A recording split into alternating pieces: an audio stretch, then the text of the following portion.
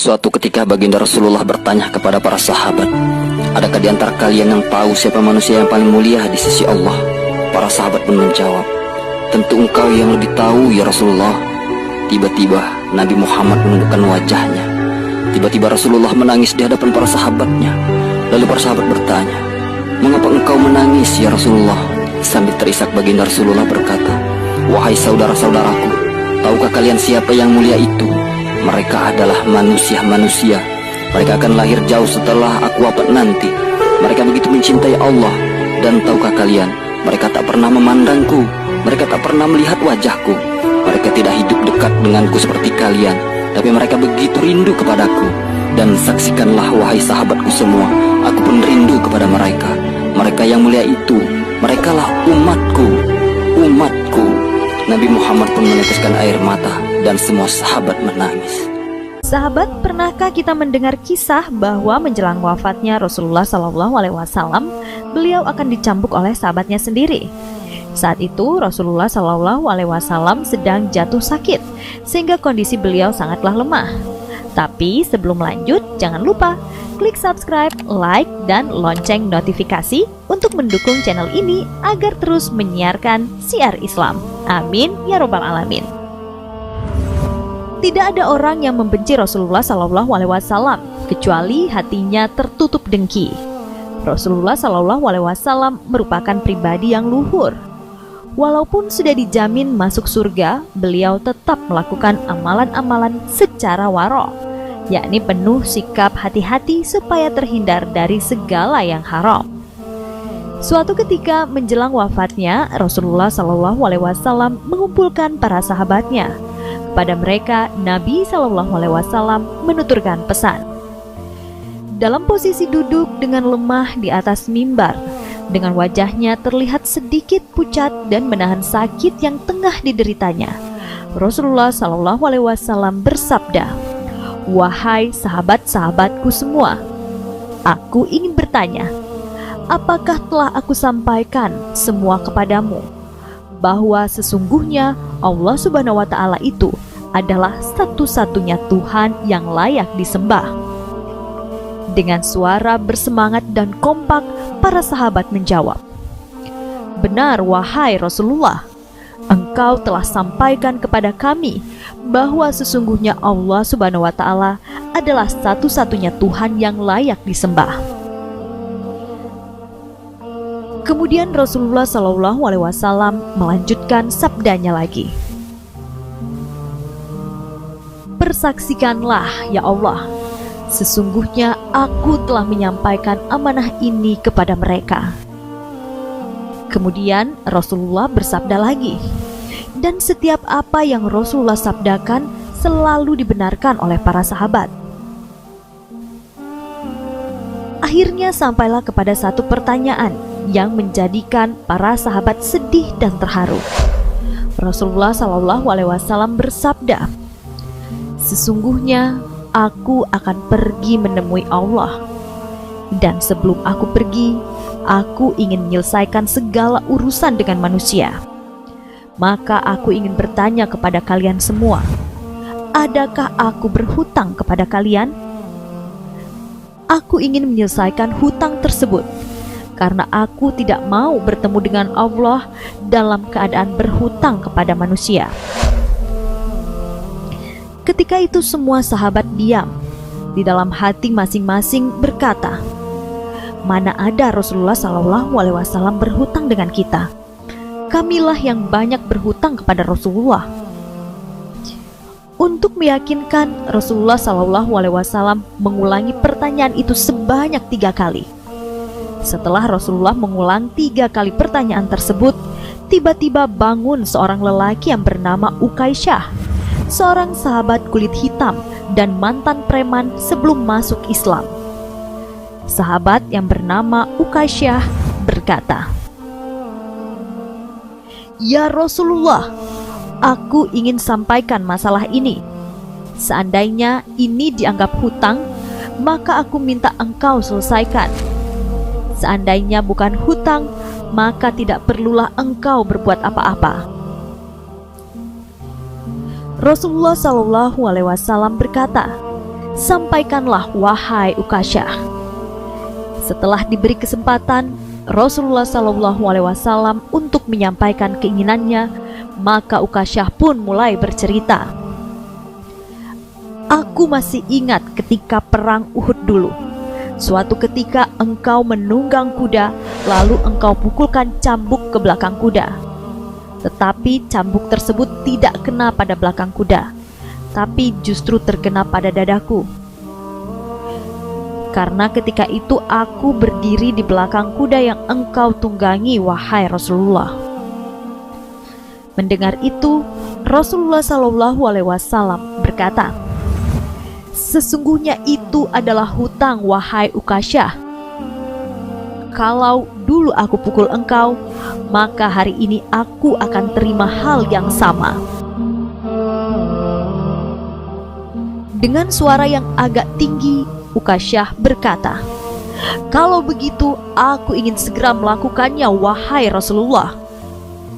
Ukasyah seakan-akan tidak merasa bersalah mengatakan demikian. Sedangkan ketika itu sebagian sahabat berteriak marah pada Ukasyah. "Sungguh engkau tidak berperasaan, Ukasyah. Bukankah baginda Rasulullah SAW sedang sakit?"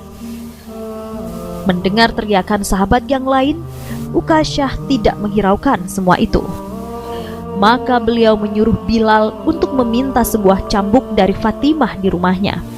Putri Nabi SAW sempat heran untuk apa Bilal meminta cambuk, namun Bilal tidak menjelaskan apa-apa.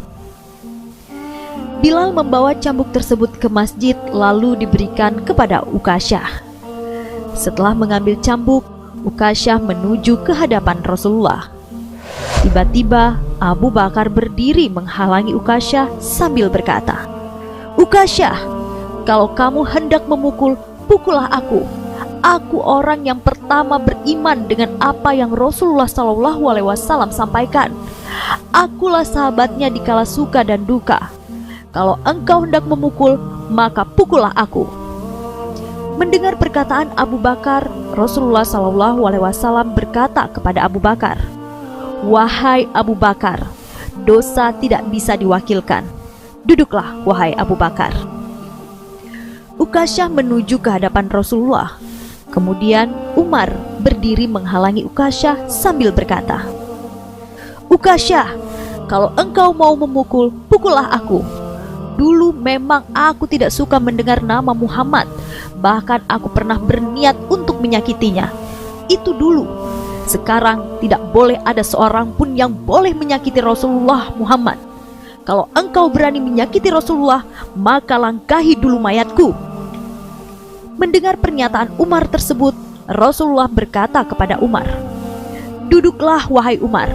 Ini urusan antara aku dan Ukasyah." Ukasyah menuju hadapan Rasulullah SAW. Tiba-tiba berdiri Ali bin Abi Thalib, sepupu sekaligus menantu Rasulullah SAW. Ali bin Abi Thalib menghalangi Ukasyah sambil berkata, "Ukasyah, pukullah aku saja. Darah yang sama mengalir pada tubuhku ini, wahai Ukasyah." Mendengar pernyataan Ali, lagi-lagi Rasulullah SAW berkata, "Duduklah, wahai Ali. Aku paham maksudmu, tapi ini urusan antara aku dengan Ukasyah."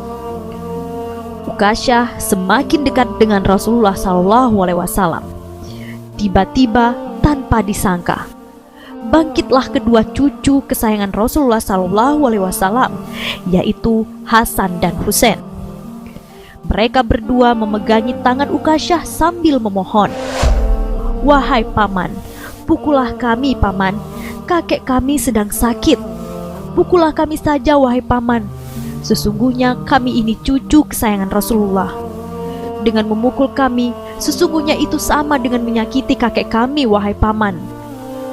Mendengar perkataan kedua cucunya, lagi-lagi Rasulullah SAW berkata, "Wahai cucu-cucu kesayangan, duduklah kalian. Ini urusan kakek dengan paman Ukasyah." Begitu sampai di tangga mimbar, dengan lantang Ukasyah berkata, Bagaimana aku mau memukul engkau ya Rasulullah? Engkau duduk di atas dan aku di bawah. Kalau engkau mau aku pukul, maka turunlah ke bawah sini." Mendengar permintaan Ukasyah, maka Rasulullah SAW menuruti apa yang dikatakan Ukasyah. Rasulullah SAW memang manusia terbaik. Kekasih Allah itu meminta beberapa sahabat memapahnya ke bawah. Rasulullah didudukkan pada sebuah kursi. Lalu dengan suara tegas, Ukasyah berkata lagi, "Dulu waktu engkau memukul aku tidak memakai baju ya Rasulullah." Para sahabat sangat geram mendengar perkataan Ukasyah. Tanpa berlama-lama, dalam keadaan lemah, Rasulullah SAW membuka bajunya. Kemudian terlihatlah tubuh Rasulullah yang sangat indah, sedang beberapa batu terikat di perut Rasulullah, pertanda Rasulullah sedang menahan lapar. Kemudian Rasulullah SAW berkata, "Wahai Ukasyah, segeralah dan janganlah kamu berlebih-lebihan, nanti Allah akan murka padamu." Setelah mendengar permintaan Rasulullah SAW, Ukasyah langsung menuju Rasulullah SAW. Cambuk di tangannya ia buang jauh-jauh. Kemudian Ukasyah memeluk erat tubuh Rasulullah SAW sambil menangis. Ukasyah berkata, "Ya Rasulullah, maafkan aku. Mana ada manusia yang sanggup menyakiti engkau ya Rasulullah. Aku tahu sebentar lagi Rasulullah akan meninggalkan kami. Sengaja aku melakukannya agar aku dapat merapatkan tubuhku dengan tubuhmu. Ingin rasanya kulitku yang hina ini bersentuhan dengan kulitmu yang mulia ya Rasulullah. Seumur hidupku aku bercita-cita dapat memelukmu, karena sesungguhnya aku tahu bahwa tubuhmu tidak akan dimakan oleh api neraka. Dan sungguh aku takut dengan api neraka. Ya Rasulullah, kalaupun nanti aku masuk surga, belum tentu sama tempat kita di surga. Maafkan aku ya Rasulullah." Nabi lalu meneteskan air mata dan berkata, "Wahai sahabat-sahabatku, kalau kalian ingin tahu temanku di akhirat kelak, maka lihatlah Ukasyah. Inilah karena cintanya kepada Rasulullah Muhammad SAW." Semua sahabat meneteskan air mata. Kemudian para sahabat bergantian memeluk Rasulullah SAW. Suasana haru kemudian menyelimuti masjid, di mana hari itu adalah hari terakhir Rasulullah berada di mimbar tersebut sebelum beliau wafat. Sungguh, pada diri Rasulullah terdapat suri tauladan yang baik bagimu.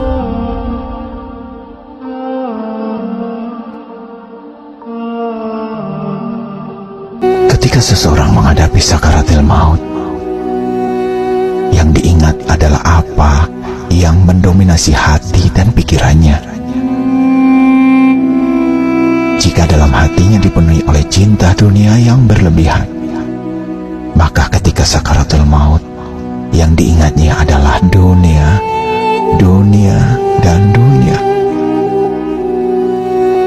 Namun sebaliknya, jika yang sering diingatnya adalah zikir, gemar bersolawat kepada Nabi Muhammad Sallallahu Alaihi Wasallam, maka saat sakaratul maut, yang diingat dalam benak dan hatinya adalah Allah dan Rasulnya. Sahabat surga, semoga di penghujung usia kita, Allah membimbing hati dan lisan kita agar mampu berucap kalimat thayyibah atau La ilaha illallah, La ilaha illallah. Allahumma hawwin alaina fi sakaratil maut wan najata minan nar wal afwa indal hisab. Ya Allah, mudahkanlah kami saat pencabutan nyawa, selamatkan kami dari api neraka dan mendapatkan maaf-Mu. Tahukah ketika kalian, amal manusia pertama yang dibangkitkan diperhitungkan. saat hari kiamat sampai malaikat merasa malu untuk membangunkannya? Manusia yang pertama dibangkitkan saat hari kiamat kelak adalah Nabi Muhammad. Dalam sebuah kitab Daqaiqul Akhbar dikisahkan, setelah hari kiamat tiba, Allah akan membangkitkan 4 malaikat untuk menjemput Rasulullah. 4 malaikat tersebut adalah Jibril, Israfil, Mikail, dan Israel. Setelah itu, Allah membangkitkan malaikat Ridwan, kemudian memerintahkan menghiasi surga untuk Rasulullah dan umatnya. Allah kemudian membangkitkan Buraq, yang merupakan makhluk dari golongan hewan untuk pertama dibangkitkan. Buraq sendiri diketahui merupakan tunggangan Rasulullah dalam peristiwa Isra Miraj. Allah lalu memerintahkan malaikat untuk menghias Buraq. Makhluk tersebut dihias oleh para malaikat dengan pakaian cahaya yang ditetesi batu yakut. Tali kekang dibuat dari batu zamrud dengan 2 perhiasan berwarna hijau dan kuning. Buraq bersama 4 malaikat kemudian menjemput Rasulullah dan membangkitkan dari alam kubur. Para malaikat menuju bumi yang telah tak tersisa. Malaikat sempat kesulitan mencari makam Rasulullah. Namun tak lama, cahaya muncul dari makam Rasulullah. Para malaikat pun mengetahui bahwa cahaya tersebut merupakan pertanda keberadaan makam Rasulullah. Para malaikat langsung menuju makam Rasulullah. Malaikat Jibril lalu memerintahkan malaikat Israfil untuk menyeru kepada Rasulullah dan membangkitkannya. Meski hal tersebut merupakan tugasnya, malaikat Israfil enggan melakukannya. Malaikat Israfil justru meminta malaikat Jibril untuk menyeru kepada Rasulullah. Malaikat Jibril pun merasa malu, sehingga tugas tersebut kemudian dilimpahkan kepada malaikat Mikail. Namun saat malaikat Mikail menyeru kepada Rasulullah untuk bangkit dari kubur, Rasulullah tidak bangkit dari kuburnya. Para malaikat pun meminta kepada malaikat Israel. Malaikat Israel menyeru kepada Rasulullah. Namun lagi-lagi juga tidak terdapat tanda-tanda kebangkitan Rasulullah. Malaikat Israfil kemudian mencoba menyerunya, tapi juga tidak berhasil. Kemudian malaikat Israel menyerunya dengan berbeda. Wahai ruh yang baik, berdirilah untuk memutuskan hari keputusan, hari diperhitungkan amal perbuatan, dan hari ditampakkannya amal perbuatan kepada Zat yang Maha Pengasih. Setelah itu, Rasulullah bangkit dari kuburnya. Malaikat Jibril kemudian mendatangi Rasulullah dengan membawa 2 perhiasan serta Buraq dan menyampaikan hari kiamat telah tiba. Mengetahui hal tersebut, Rasulullah gelisah dan menanyakan umatnya. Israfil kemudian menjawab pertanyaan Rasulullah. Demi kemuliaan Tuhanku, wahai Nabi Muhammad, aku masih belum meniup sangkakala kebangkitan sebelum kebangkitanmu. Mendengar hal tersebut, Rasulullah merasa lega. Sebab, Rasulullah khawatir jika umatnya telah dimasukkan terlebih dahulu ke neraka. Subhanallah, betapa beruntungnya kita memiliki Nabi seperti Nabi Muhammad. Semoga kita kelak di akhirat mendapatkan syafaat beliau. Membawa Buraq, lalu malaikat Israfil membawa bendera dan mahkota, sedangkan malaikat Israel datang dengan membawa pakaian-pakaian surga. Nabi Muhammad berkata, "Ya Allah, aku tidak akan bangkit dari sujud sebelum aku mendapatkan apa yang Engkau janjikan. Ya Allah, berikan aku kesempatan untuk memberi minum kepada umat-umatku. Mereka kehausan di bawah terik matahari ini, ya Allah." Akhirnya Allah mengatakan, "Ya Muhammad, ini telaga Kausar, berilah minum pada umatmu." Kemudian Nabi Muhammad memanggil umatnya, "Umatku, umatku, umatku." Padahal sudah ditampakkan keindahan surga Firdaus kepada Rasulullah yang akan menjadi tempat tinggalnya. Namun beliau tidak tersenyum sedikit pun dan hanya mengatakan, "Umatku, umatku, umatku." Nabi Muhammad terus memberikan minum satu persatu umatnya. Beliau terlihat bahagia sekali ketika bertemu umatnya, seperti bertemu kekasih lama dan memberikan minum kepadanya. Semoga solawat serta salam selalu tercurahkan kepada baginda Rasulullah Shallallahu Alaihi Wasallam. Karena Orang beliau di disiksa akhirat di alam kelak selalu kubur memohon karena kepada 6 Allah ini. untuk keselamatan Kesalahan kita. 6 ini paling fatal yang sering terjadi yang membuat orang disiksa di alam kubur. Apa yang pertama? Al-baul. Gara-gara kencing. Kencingnya ndak pakai istibro, ndak pakai apa namanya, ndak pakai ndak bersih kencingnya. Di antara kencing yang membuat bersih itu dengan dehem. Jadi disunahkan dehem, laki atau perempuan, ya. Kalau buang air, dehem. Seperti itu. Yang kedua, an-namimah, suka ngadu domba. Minda omongan ini supaya itu benci sama itu. Itu orang paling banyak siksa kubur. Paham ya? Minda omongan, nyampaikan omongan, ini kalau disampaikan ini bakal tukaran. Lah, nyampaikannya kamu ke dia itu adalah namimah. Itu Fir'aun sedang menyadarkan kita, setinggi apapun jabatanmu, kau akan terbujur kaku, kau hanyalah tulang-tulang yang lapuk, kau hanyalah kulit-kulit yang membusuk. Fir'aun sedang menyadarkan kita, setinggi apapun jabatanmu, kau akan terbujur kaku, kau hanyalah tulang-tulang yang lapuk, kau hanyalah kulit-kulit yang membusuk. Lalu kenapa Fir'aun tidak membusuk?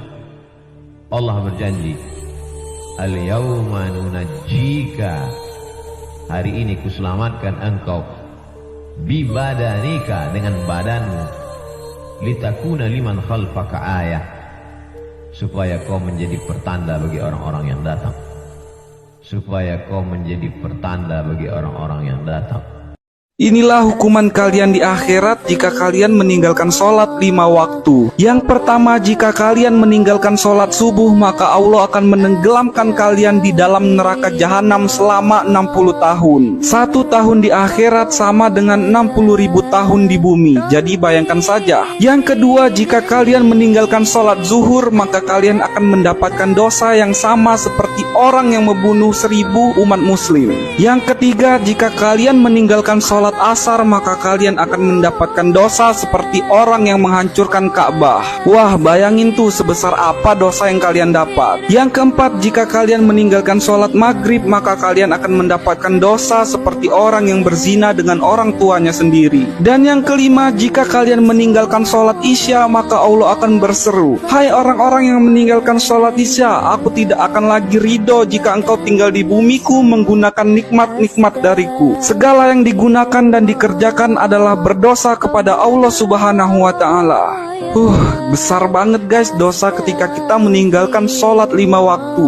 Jika kalian masih sering meninggalkan sholat 5 waktu, berarti kalian memang mencari tiket menuju neraka. Maka dari itu jangan pernah sekalipun kalian meninggalkan sholat ya guys.